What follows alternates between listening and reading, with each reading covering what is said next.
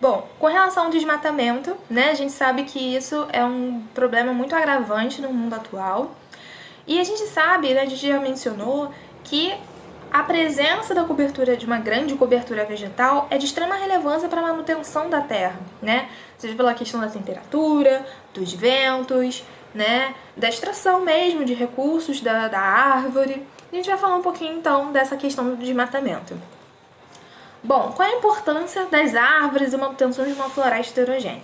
As plantas, elas vão absorver parte da radiação solar, como a gente mencionou na questão do efeito estufa, impedindo que esta atinja diretamente a superfície, né, do planeta.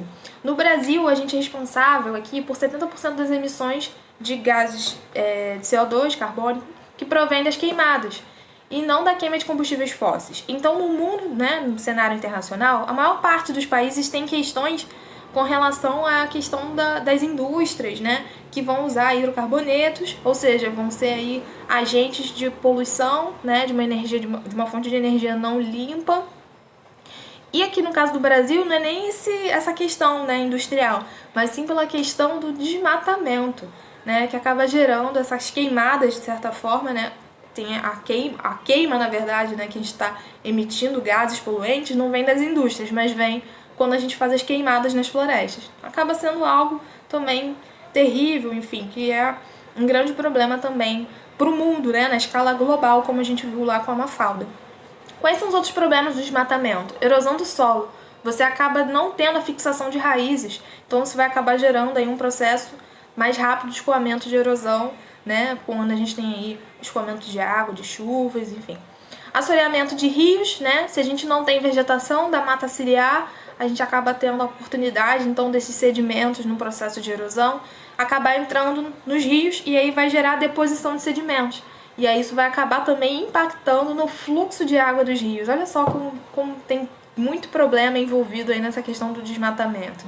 Deslizamento de encostas também, quando a gente não tem cobertura vegetal, a gente tem aí uma facilidade no escoamento superficial, que vai gerar movimentos de massa e vai gerar aí deslizamento de encostas presentes, principalmente em áreas urbanas também, né?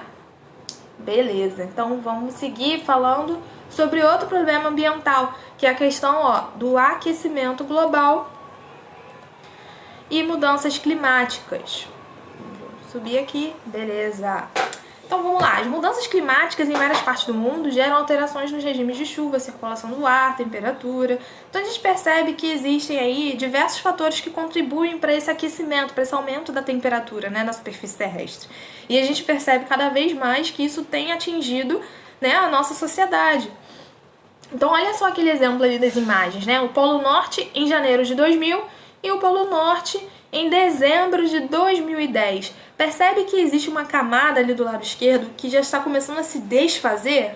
Pois bem, isso significa que parte desse bloco de gelo derreteu. E por que ele derreteu? Por conta da questão do aquecimento das águas, né? Da superfície. Então isso acaba impactando aí no aumento do nível médio do mar.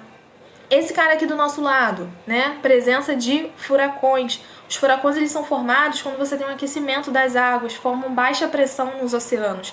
Isso também acaba sendo um motivo de incidência maior desses processos de desastres naturais ocorridos pelos movimentos de furacões, né? Enfim, a gente tem diversos problemas que vão gerar impactos, né? Na atmosfera, no mar, na terra, né? Nos continentes, que vão atingir nós aqui, seres humanos.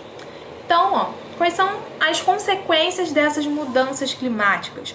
O aumento de doenças para nós seres humanos, o deslocamento de refugiados ambientais, pessoas que sofrem, por exemplo, com um furacão, com aumento de incidências, né, de processos ambientais, vão acabar precisando se refugiar em outros territórios. Isso acaba mudando, né, a dinâmica econômica e política de outros países. A quebra da produção agrícola, quando você tem períodos de seca, estiagem, né, ou ao contrário, processos de inundação, de uma quantidade grande de chuva que vai derrubar aquela plantação agrícola. Escassez de água, fonte de geração de conflitos em várias partes do mundo. A água como um recurso econômico também, né? Os seres humanos não vivem, né? Seres vivos, né, na verdade. Seres vivos não vivem sem água. Então, se você começa a ter um problema de escassez de água, isso vai acabar gerando um desencadeamento de conflitos e políticos enfim, de guerras no mundo todo.